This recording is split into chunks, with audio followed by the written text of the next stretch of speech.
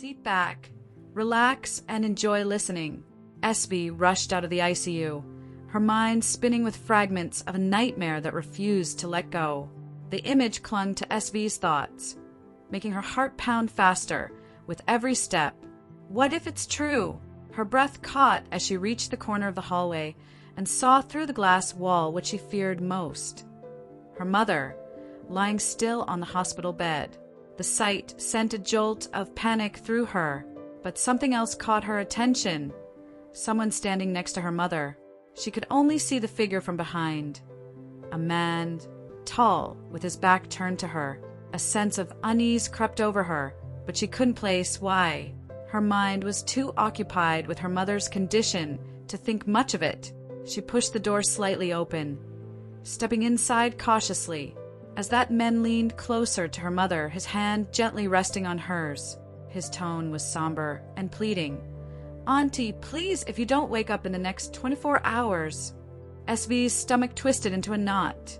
The words echoed in her head, and a wave of fear surged through her body. Who was this man to speak such things? How dare he even suggest her mother might not wake up? A fury bubbled within her, mingled with panic, though she didn't yet know who the man beside her mother was. Her voice, trembling but sharp, cut through the air. What happens if she doesn't wake up in the next 24 hours? The man froze mid-sentence. Slowly, he turned around to face her. SV's breath caught in her throat as recognition hit her like a slap. RK. SV's eyes hardened with recognition and fury. How dare he be here? In her mind, he was the reason for everything. Everything that had gone wrong in her life, and now he was sitting by her mother's side like he cared? SV. RK swallowed, trying to find his voice, but it was hard. He wasn't ready for this confrontation, especially not here and not like this. His concern for her mother had overtaken everything. But now, facing SV's intense hatred, he was at a loss. But SV didn't acknowledge him further. She couldn't. Her focus shifted entirely to her mother, ignoring RK's presence as if he didn't exist. She moved closer to the bed, kneeling beside her mother, her trembling hands reaching out to hold hers. Her heart shattered into a million pieces, seeing the fragile state of the one person who had been her constant source of strength. "Mom, it's me, SV," she whispered, her voice a fragile thread holding back her fear. "Please wake up. I need you." RK, standing behind her now, swallowed hard. He had been talking to SV's mother earlier, pleading with her to wake up. But now, standing face to face with SV's fear and vulnerability, he knew he couldn't tell her the full truth of how dire the situation was. He knew how fragile she became when it came to her mother's health, how any sign of weakness in her mother would send SV into a spiral of stress and despair. So when she had asked earlier what would happen if her mother didn't wake up in the next 24 hours, he had lied. "Nothing," he had said, wiping his tears before she saw them. But SV didn't believe him. She could see it in his eyes, the unease, the guilt. But she didn't have time for him. Right now, all that mattered was her mother. The rest of the world, including RK, was irrelevant. "Mom, come on, please. You know me, right? I can't see you like this, right, Mom?" SV's voice cracked as she pleaded, her eyes filling with tears. "Please, Mom, it's enough. Give me any other punishment you want, but please not in this way. Please wake up, Mom, please." The silence from her mother's still form tore at SV's soul. She shook her mother gently, her voice growing more desperate. "Please, Mom, wake up. You're all I have." SV's tears began to fall, her voice trembling as she continued.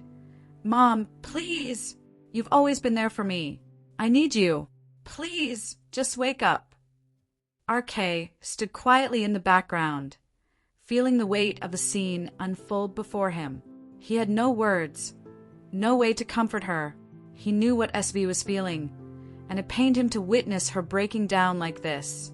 But he kept his silence, knowing his presence only worsened things for her. She didn't stop. Her pleas turned into sobs as her fear overwhelmed her.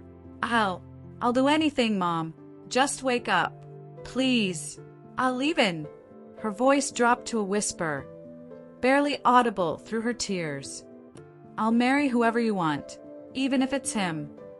Her hand gripped her mother's even tighter, and then, as though the weight of the world had fallen on her shoulders, she whispered, "I'll even marry RK if that's what you want." The room seemed to hold its breath at that moment. SV, who hated marriage more than anything, who despised RK with every fiber of her being, was willing to sacrifice everything she believed in, just to see her mother open her eyes. And then it happened, the very moment those words left SV's mouth. Her mother's fingers twitched. SV's eyes widened in disbelief as she felt it. A small, weak movement, but enough to send a jolt of hope through her. "Mom!" SV's voice was a fragile whisper, filled with both shock and desperation. Are you waking up?" Slowly, her mother's eyes fluttered open. It was a struggle, but she managed to look up at her daughter, her voice barely audible. Did I hear you right? You'll marry RK?" SV froze. The weight of her words came crashing down on her. Her mother had woken up at the exact moment she made that promise. It wasn't a coincidence. It was as though her mother had been waiting for that very assurance before coming back to consciousness. SV's throat tightened, and for the first time, she glanced in RK's direction, though her eyes were distant and filled with conflict. Her heart pounded as she realized the magnitude of what she had just committed to, but it didn't matter now.